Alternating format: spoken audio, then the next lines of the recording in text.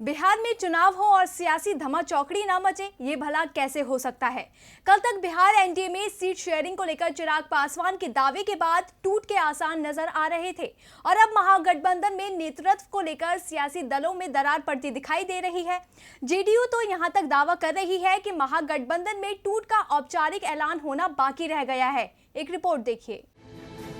बिहार में 2015 विधानसभा चुनाव के बाद बड़ा उलटफेर तब देखने को मिला था जब जेडीयू ने महागठबंधन से नाता तोड़कर बीजेपी के साथ मिलकर सरकार बना ली थी।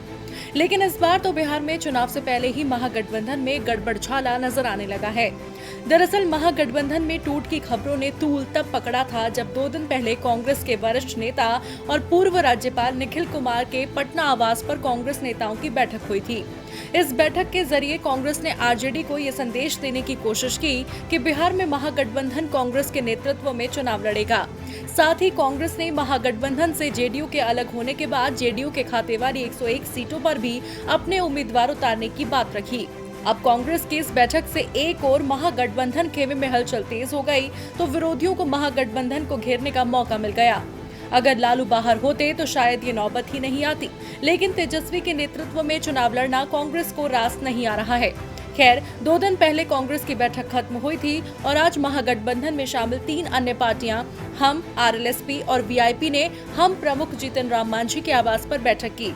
एक बार फिर इस बैठक में ना तो कांग्रेस शामिल रही और न ही आरजेडी। अब ये पार्टियां कांग्रेस और आरजेडी के बीच सीट शेयरिंग में पिसना नहीं चाहती। जीतन राम मांझी तो पहले ही 85 सीटों पर अपना दावा ठोक चुके हैं। आज हुई बैठक के बाद तो जीतन राम मांझी ने आरजेडी की जगह जेडीयू अध्यक्ष और बिहार के सीएम नीतीश कुमार को भी महागठबंधन में शामिल होने का न्योता दे दिया। हालांकि इसे मांझी का ज्यादा सीटों के लिए दबाव बनाने के तौर पर भी देखा जा रहा है। लेकिन सवाल उठता है, क्या महागठबंधन के बाकी दल भी महागठबंधन से आरजेडी की छुट्टी कर नीतीश के नेतृत्व में चुनाव लड़ने की मंशा रखते हैं?